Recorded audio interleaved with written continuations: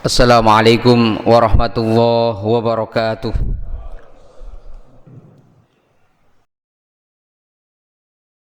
Alhamdulillahi rabbil alamin.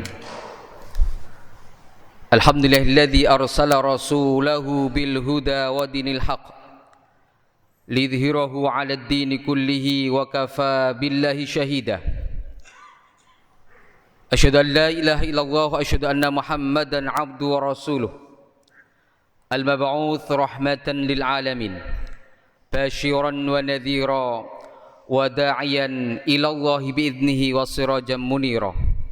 Amma ba'du, faya ayyuhal hadinal kiram, usini wa iyyakum bitaqwallahi faqad fazal muttaqun. Faqad qala ta'ala fil Qur'anil Karim wa huwa asdaqul qailin, a'udzu billahi minasyaitonir rajim. Ya ayyuhalladzina amanu taqullaha wa qulu qawlan sadida yuslih lakum a'malakum wa yaghfir lakum dhunubakum wa may yuti'illaha wa rasulahu faqad faza fawzan 'azima. Wa qala Nabi Muhammadin sallallahu alaihi wasallam, ittaqillaha haitsu ma kunta wa adbi'is sayyi'atal hasanata tamhuha wa khaliqin nasa bi khuluqin hasanin, rawahu Ahmad wa Tirmidzi. Shadaqallah wa sadaqa Rasul Karim wa nahnu minasyahidin wasyakirin walhamdulillahi rabbil alamin. Hadirin jamaah salat Jumat yang dimuliakan oleh Allah Subhanahu wa taala. Mari kita bersyukur kehadirat Allah Subhanahu wa taala dengan terus mengikhlaskan diri kita untuk memberikan ibadah-ibadah terbaik hanya kepada Allah Subhanahu wa taala. Kita berharap dengan sepenuh keikhlasan kita, ibadah kita betul-betul diterima, diridhoi, dicintai dan dibalas, diberikan jazanya dari Allah Subhanahu wa taala. Allahumma amin ya rabbal alamin. Hadirin jamaah salat Jumat yang dimuliakan oleh Allah Subhanahu wa taala. Indonesia saat ini sedang bergembira, wabil khusus kepada rakyat Indonesia, karena Indonesia tercatat dalam sejarah sudah merdeka 80 tahun. Namun demikian, kemerdekaan ini tidak hanya bisa kita rasakan di dalam dunia semesta ini, namun kemerdekaan yang hakiki sesungguhnya adalah kemerdekaan terbebasnya kita dari aneka kesyirikan kepada Allah Subhanahu wa taala. Maka oleh karena itu, misi pembebasan, memerdekakan hamba-hamba Allah Subhanahu wa taala. Allah cinta kepada hamba-hambanya, seluruh manusia. Maka Allah mengutus 124.000 nabi untuk menjadikan diri kita terbelenggu, terbebas, merdeka dari aneka macam kesyirikan kepada Allah Subhanahu wa taala. 14 abad yang telah lalu, baginda besar Muhammad sallallahu alaihi wasallam betul-betul memberikan gambaran yang amat sangat cerah dan cemerlang dengan berdakwah di Jazirah Arab. Saat itu baginda Nabi sallallahu alaihi wasallam menghadapi tantangan penjajahan dalam 3 dimensi sekaligus, yaitu penjajahan pertama adanya disebut dengan disorientasi hidup, yang kedua adanya pendidasan dalam ekonomi, dan yang ketiga adalah kezaliman sosial. Nabi sallallahu alaihi wasallam saat menghadapi disorientasi hidup diekspresikan dalam masyarakat kaum jahiliyah saat itu, yaitu menyembah berhala, yang Allah Subhanahu wa taala perintahkan pada baginda Nabi Muhammad sallallahu alaihi wasallam untuk senantiasa mengikuti jalan dari Allah Subhanahu wa taala, maka diutuslah baginda Muhammad sallallahu alaihi wasallam. Allah abadikan di dalam Al-Qur'an surat Yusuf ayat yang ke-108. A'udzubillahi minasyaitonirrajim. Bismillahirrahmanirrahim. Qul hadhihi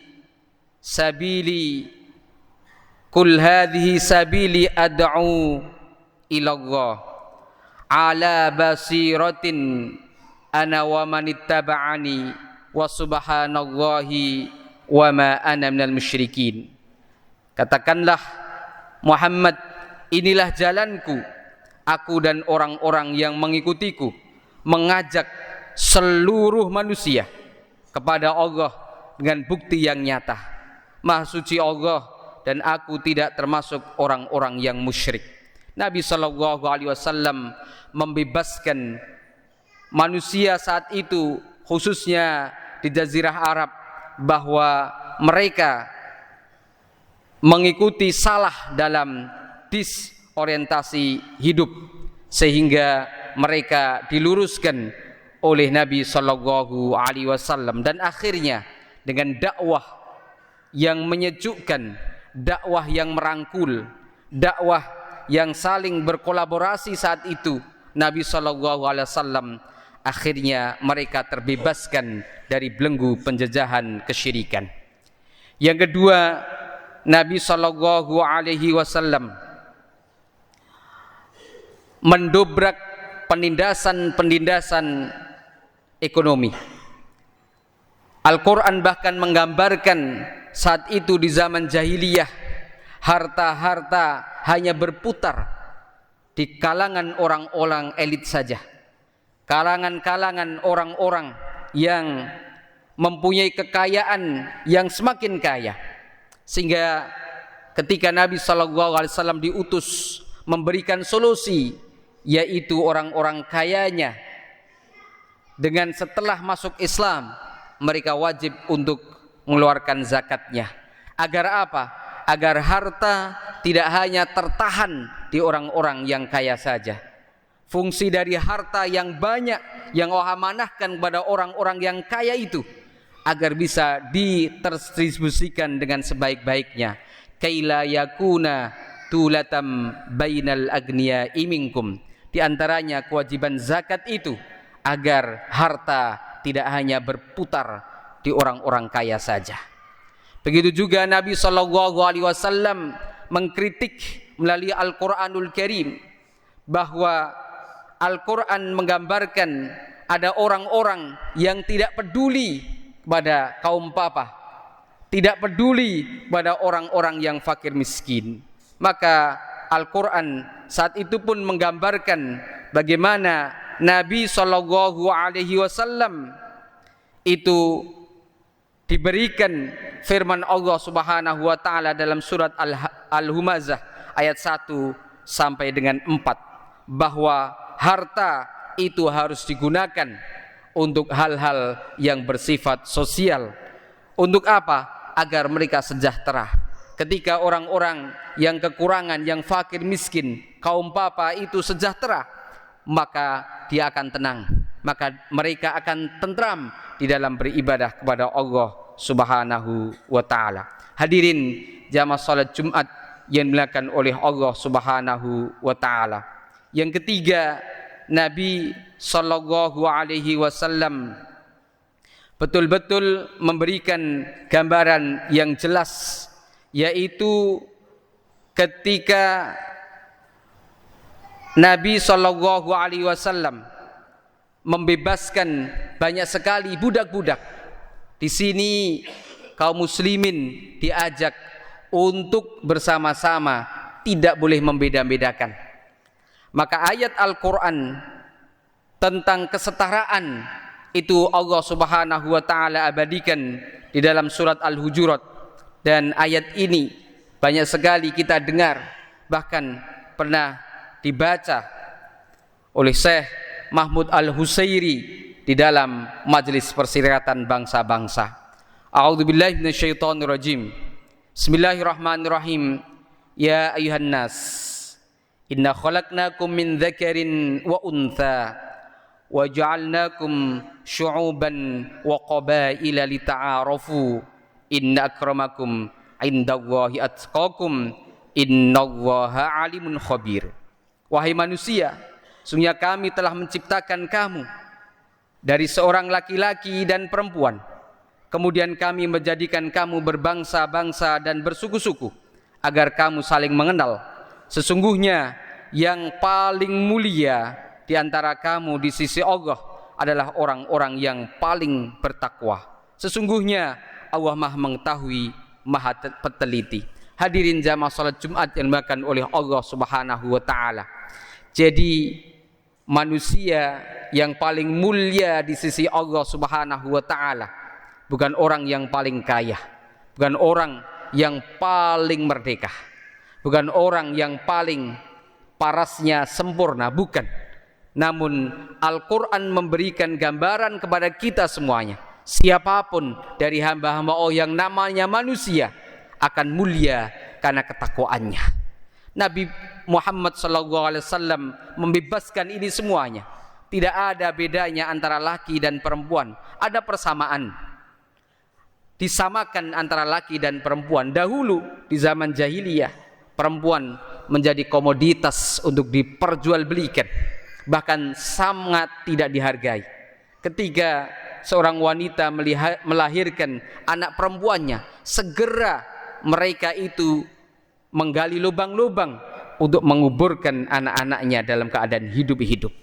Namun ketika Islam ini datang dengan memerdekakan banyak dari hamba-hamba Allah seperti budak, juga mensetarakan seluruh manusia kecuali yang unggul hanya nilai-nilai ketakwaan. Inilah sesungguhnya yang betul-betul memaknai kemerdekaan itu, yaitu kita terbebasnya dari kesyirikan pada Allah Subhanahu wa taala.